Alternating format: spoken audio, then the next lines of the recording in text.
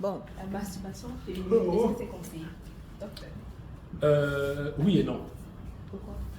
Oui, parce que en fait, ça permet à la femme d'atteindre un certain type d'orgasme que l'homme ne peut pas lui apporter. D'accord? Donc, c'est une forme de compensation.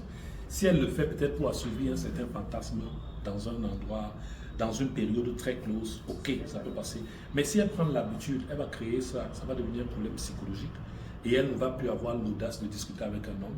Et elle va penser que malgré tout ce qui va se passer, je m'en fous d'un homme et je peux faire avec ou sans. Or, on fait toujours avec un homme. Donc elle risquerait de se contenter des gouttes, d'utiliser un matériel à la place réellement d'un homme.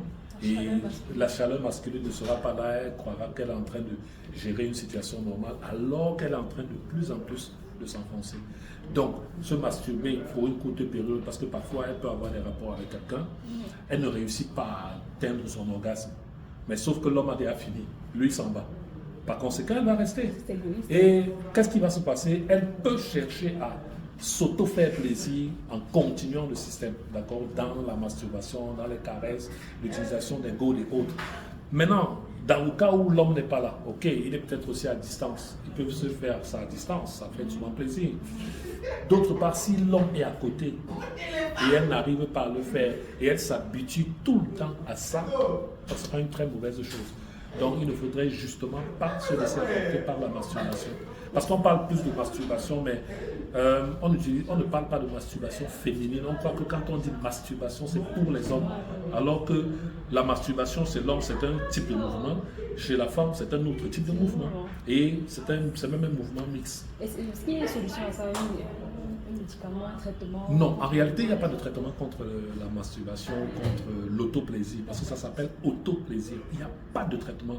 Mais toujours est-il, vous pouvez en discuter avec un sexologue, un gynécologue ou alors un psychologue pour qu'il vous amène à comprendre que ce n'est pas forcément la voie par laquelle vous devez passer et vous devez considérablement diminuer le nombre de fois que vous avez envie de vous faire plaisir. Sinon, ça risque de devenir une addiction pour vous et ça sera plus compliqué à gérer. Et aussi, quand on parle de masturbation féminine, ça concerne aussi un peu les hommes. Est-ce qu'il y a une différence quand il s'agit des hommes ou bien si les femmes ne peuvent pas faire, les hommes, eux, ils peuvent comme ils veulent? Non, même les hommes ne peuvent pas parce que il y a quelque chose de très important que vous devez connaître dans la masturbation. Lorsqu'un homme se masturbe, c'est par rapport à ce qu'il voit. Imaginez, il est habitué à regarder les films X. Est-ce que la femme qui sera à côté de lui ressemble à celle du X? Il ne va pas bander.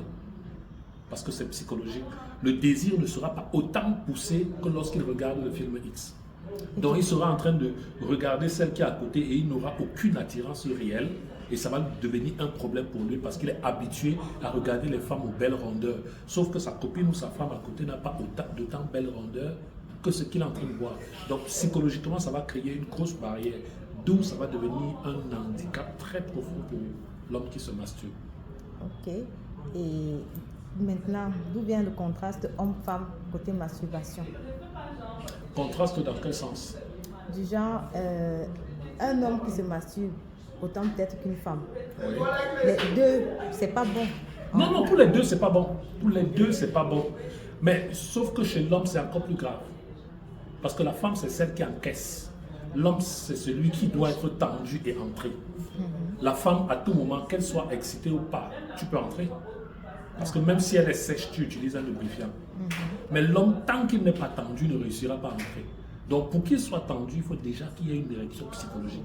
Déjà, il faut que le cœur pompe suffisamment le sang pour que son érection soit bonne, tendue, pour qu'il entre. Chez la femme, elle est juste couchée, elle lit, elle regarde ses genoux, elle regarde le plafond et tu entres.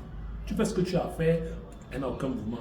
Mais toi, l'homme, il faut que tu regardes, que ça t'excite, que ton cœur batte vite et que le rythme cardiaque s'accélère, la circulation, le sang va dans tous tes membres jusqu'au troisième membre. D'accord? Donc à ce moment-là, oui, on pourra dire que la masturbation chez la femme, elle peut encore gérer, mais chez l'homme, c'est plus dangereux. D'accord.